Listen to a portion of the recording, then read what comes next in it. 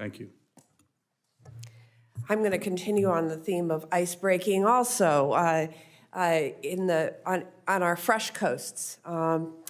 Admiral Fagan, for the second round, I want to turn our attention to the fiscal year 2024 budget request. As you know, we have been working with the Coast Guard for nearly a decade to acquire a new heavy Great Lakes icebreaker. This vessel is critical for all the types of activities on the Great Lakes, from saving lives and property from flooding to transportation that supports billions of dollars in economic activity. We need more icebreaking capacity. Despite efforts in Congress to allocate funding for planning and design as well as acquisition of long lead time materials, the Coast Guard still estimates this additional heavy icebreaker may be another 10 years from realization. This year, the budget request includes $55 million for the Great Lakes icebreaker. And I noticed that you included an additional request of $20 million in your unfunded priorities list. If Congress were to fund the full request of $75 million, would this help deliver the icebreaker faster? If so, how much sooner? Does the Coast Guard have proposals for the committee to consider to accelerate the acquisition process and progress for the Great Lakes icebreaker? Thank you. We continue to make progress on the Great Lakes icebreaker, and I remain committed to fielding that critical capability into the Great Lakes. The economic benefit to year-round access is just essential to the economic well-being of the country. We've made progress. We've moved through the first phase of acquisition and are moving, into the next design phase.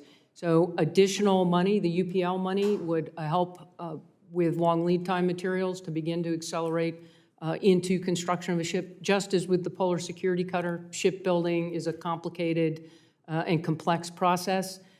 We continue to work on design. I commit to fielding a ship that's at least as capable as the Mackinac.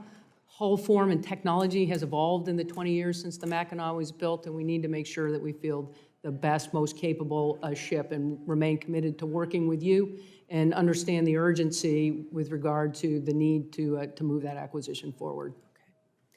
Okay. I think all of us here would agree that our women and men in uniform are this nation's most valuable asset. And the families who support them on a daily basis are just as deserving of our respect and admiration.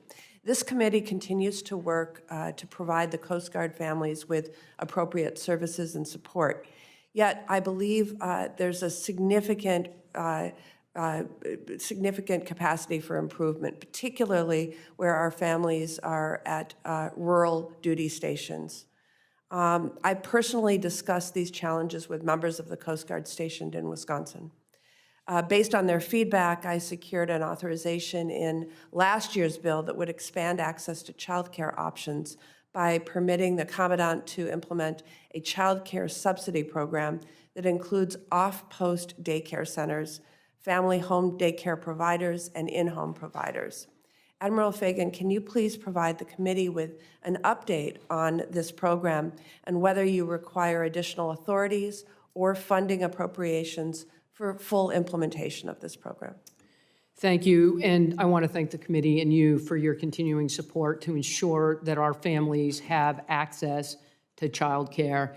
And diversifying that access has been very well received to the workforce, and so the subsidy program has been exceptionally popular. It allows families to decide between, in locations where we have a brick and mortar Coast Guard operated child care center, they may use that as an option. They can use child care centers in the economy where they're located, and the subsidies are particularly helpful with that. And we continue to move to ensure then that we're able to incorporate in-home healthcare access as well. Child care it comes up at every unit the Master Chief and I visit. It is critical to the resiliency and readiness of the force. and look forward to continuing to work across the spectrum of access for childcare with the committee and yourself, and appreciate that support. Thank you. Thank you.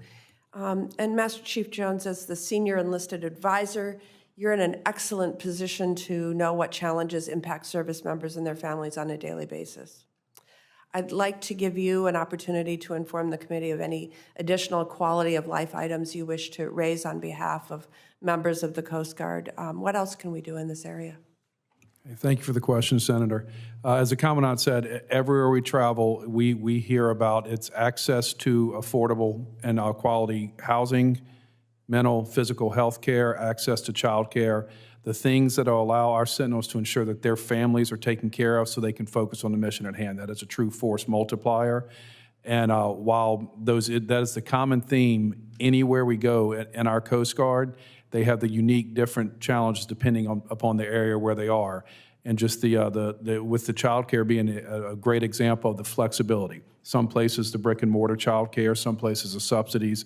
What works one place doesn't always work somewhere else. So we just truly appreciate the support of the committee for those flexibilities in those areas so we can meet the needs of our members and their families. Thank you. Senator Sullivan.